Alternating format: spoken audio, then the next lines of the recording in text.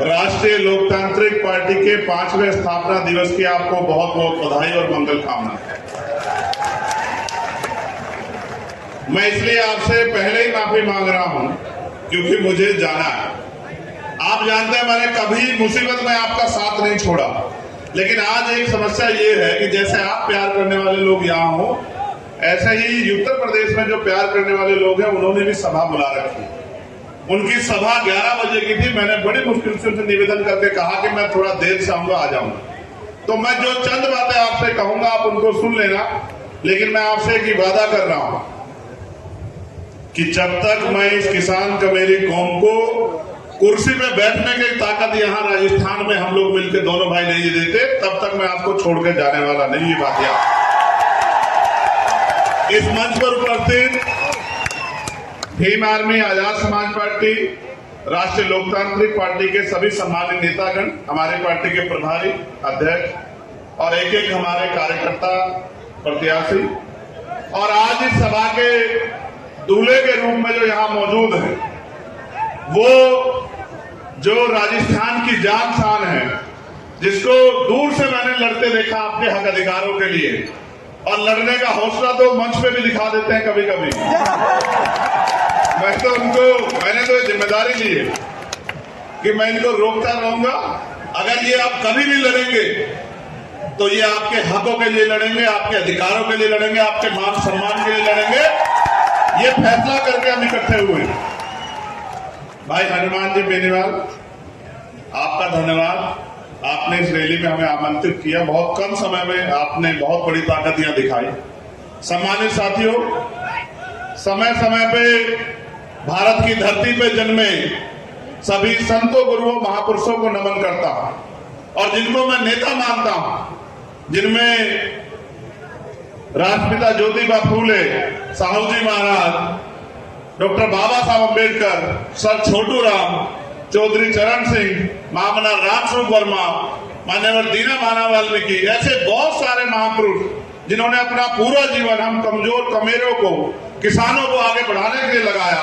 उनके उस रास्ते को आगे बढ़ाते हुए मैं और ये जब बैठे, चर्चा तो बहुत दिन से चल रही थी। 2 घंटे में हमने अगर कोई बात की थी तो वो राजनीतिक नहीं थी। पूरे 2 घंटे में एक ही बात हुई कि राजस्थान के युवा, राजस्थान के किसान, यहाँ की बहनें, माएं, बच्चियां, यहाँ के बच्चे, यहाँ के बुजुर्ग, इनका भविष्य राजस्थान में कैसे संवरे, इनके भविष्य में 4 चांद कैसे लगे। जो उम्मीदें लोकतंत्र में बनाई गई थी वो राजनीतिक लोकतंत्र, सामाजिक लोकतंत्र में कैसे स्थापित हो। मेरे आज भी याद है, देश गुलाम था और डॉक्टर बाबा साहब अम्बेडकर और सर छोटू राम इस बात के लिए लड़ रहे थे कि जिनको हाशिए पर रखा गया व्यवस्था में, उनको कैसे तरक्की दी जाए। देश राजा रजवाड़ों के हाथ में था और देश में राजतंत्र था। राजा महाराजा जैसे चाहते थे वैसे देश की जनता, प्रजा शासित होती थी। न हक न अधिकार। जो राजा ने कह दिया, राजा ने कहा दिन तो प्रजा ने कहा दिन, राजा ने कहा रात तो प्रजा ने मान लिया रात, और ये बहुत लंबे समय तक चलता रहा। फिर एक ऐसा समय आया कि देश में लोकतंत्र आया। देश में जब लोकतंत्र आया तो समस्या ये थी कि एक तरफ आर्थिक रूप से गैर बराबरी थी, एक तरफ बड़े बड़े महल और एक तरफ गरीबों की झोपड़ियां, दूसरी तरफ सामाजिक आधार पर गैर बराबरी थी, छुआछूत थी, ऊंच नीच थी। मैंने चौधरी कुमारराम आर्य के आंदोलन को पढ़ा कि किस तरह से उन्होंने लोगों को जगाने के लिए कितना काम किया और किस तरह से आपका नेतृत्व किया समाज को अपने पैरों पर खड़ा करने के लिए। असल लड़ाई ये थी कि लोकतंत्र तो आया था, लेकिन पैसे वाले लोगों ने तय किया कि वोट इनके पास चला गया है। वोट को रोकने के लिए भी षड्यंत्र हुए। कोई कहता वोट उसको मिलेगा जो पैसा वाला है, कोई कहता उसको वोट का अधिकार मिले जिसके पास जमीन जायदाद है, कोई कहता उसको मिले जिसके पास व्यापार है। हमारे नेता लड़ रहे थे कि लोकतंत्र तब होगा जब अंतिम व्यक्ति को भी सरकार चुनने का अधिकार मिलेगा। ये राजतंत्र नहीं है कि राजा चंद लोग चुन के तय कर दें। ये लोकतंत्र है, जनता जिसे चाहेगी, चाहे वो किसान का बेटा हो, चाहे वो मेहनत कौम का बेटा हो, चाहे वो गरीब का बेटा हो, उसको आगे बढ़ाना चाहे तो बढ़ा सकती है।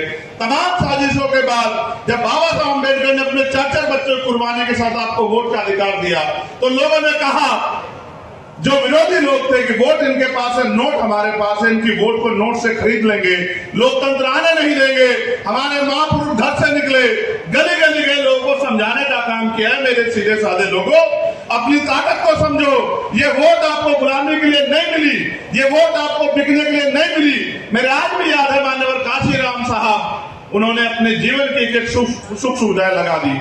मगर मैं मानता हूं परिवर्तन एक सतत प्रक्रिया है, चंद दिनों में नहीं बदलाव हो सकता था। ताकतवर लोगों ने रास्तों में कठिनाइयां लगाई। आज जब हम आ रहे थे, रथ चल रहा था, सामने को रुकावट आ गई, तो हनुमान जी बेनीवाल मुझसे बोले, पत्रकार साथी भी वहां थे, कि ये रथ रुकेगा नहीं, ये रथ अब अगर रुकेगा तो जयपुर की कुर्सी में मैं जाकर रुकेगा। तो वो बात मेरे दिल में आई थी। कितनी कठिनाइयों के बाद भी जो फैसले हमने लिए वो मजबूत होते गए।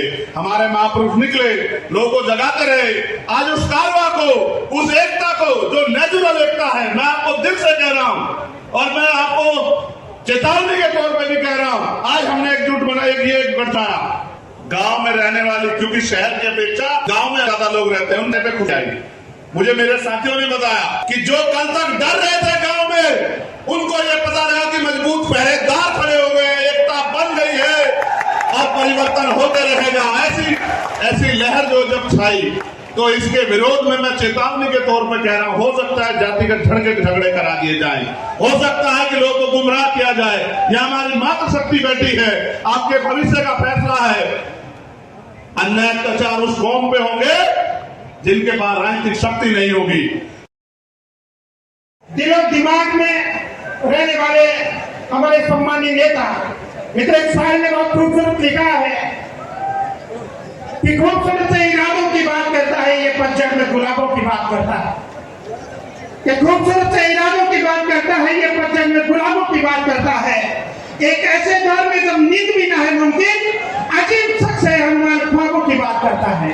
हनुमान ने आपको राजस्थान के मुख्यमंत्री की कुर्सी पर बैठने का ख्वाब दिखाया और ख्वाब का हकीकत है। आइए हम सब लोग मिल करके हमारे लोक लाडले आदरणीय हनुमान जी बेनीवाल को और सम्मानीय चंद्रशेखर जी आजाद को मजबूत करें, ताकि राम और अपने पास का नौ सिखियों की फौज है। नौ सिखियों की फौज से अपन लड़ाई जीतने के लिए चले, ठीक है ना। ये मंच पे भी आते बैठे सिर्फ फोटो खिंचाने के लिए और माइक पर भाषण देने के लिए, तो वो काम नहीं जाता कि सिस्टम कैसे करें, ठीक है ना। लेकिन मेरी मजबूरी पर सबको साथ लेके चलो, मुझे चलना है, कप्तान की जिम्मेदारी होती है। बहुत मरीज हो तो उसको भी ला के कप्तान ले जाता है। और तुम ये सोच रहे हो बहुत बड़ी ताकत मेरे पास ये है, मेरे पास सिर्फ ताकत आप लोगों की है। और आपके उतरे चेहरे देखता हूँ तो मुझे लड़ने में आनंद आता है। बाकी आप मेरे आसपास की जो फौज है ना, उसमें ज्यादा भरोसा ध्यान रखना जीवन, कभी भी कोई भी छोड़ सकता, मुझे सड़ सकता है। आप देखोगे कि उधर तो भाइयों, आज पार्टी का, राष्ट्रीय लोकतांत्रिक पार्टी का जो 5वां स्थापना दिवस है, आज से ठीक 5 साल पहले मानसरोवर के अंदर एक राजस्थान के जवान और किसान, दलित शोषित तबके के मन के अंदर एक पीड़ा थी। बार बार राजस्थान के 7 करोड़ से ज्यादा लोगों के आंखों पे पट्टी बांधकर जिस तरह राजस्थान की जनता को बेवकूफ बनाने का काम कांग्रेस और भारतीय जनता पार्टी कर रही थी, लगातार किसानों पर अन्याय, अत्याचार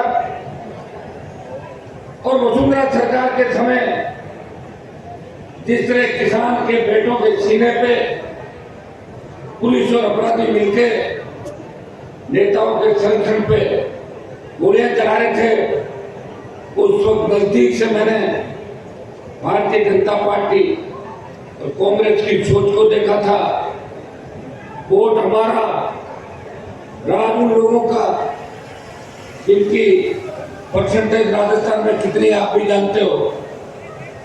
और वो दोनों पार्टियों के अंदर, चाहे कांग्रेस की सरकार रही, चाहे भारतीय जनता पार्टी की सरकार रही, उन लोगों ने हमेशा राज के मजे लिए।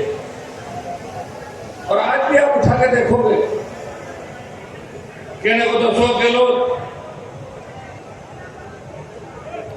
ओबीसी के मुख्यमंत्री, लेकिन गहलोत के चारों तरफ जो किचन कैबिनेट है, उस किचन कैबिनेट के अंदर आपको वो चेहरे नजर आएंगे जिनकी सोच किसान विरोधी है।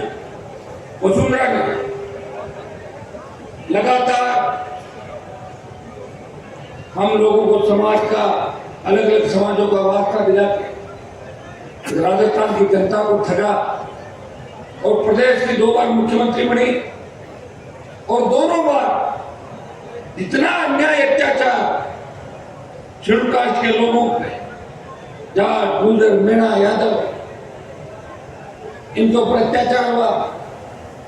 दुर्भाग्य इस बात का, जिन किसान परिवारों को जो अपने आप को किसानों का सच्चा हितैषी बताते थे, जो किसान कौम को राजस्थान के अंदर 50 साल धोखा देके किसान कौम को कामयाब करने की बात नहीं कर रहे थे, उनका भी ऑपरेशन अशोक गहलोत और वसुंधरा ने मिलकर किया।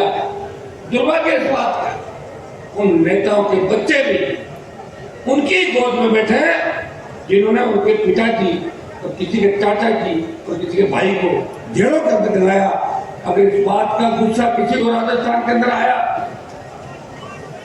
इस राजस्थान के अंदर जब कोई नौजवान बेरोजगार से तंग आके आत्महत्या करता था प्रदेश के किसी कोने के अंदर, और कर्जे के बोझ के तरह जब प्रदेश के अंदर किसी कोने में किसान आत्महत्या कर रहा था, उस वक्त अगर जवान किसान की सोच के अपने मंत्री पदों को ठोकर मार के वसुंधरा गहलोत के गठबंधन को तोड़ के इस राजस्थान को बचाने का अगर संकल्प किसी ने लिया, जिससे ये कहा मेरी पूरी जवानी इन किसान दलितों के नाम कर दूंगा, लेकिन इन पर अत्याचार नहीं होने दूंगा।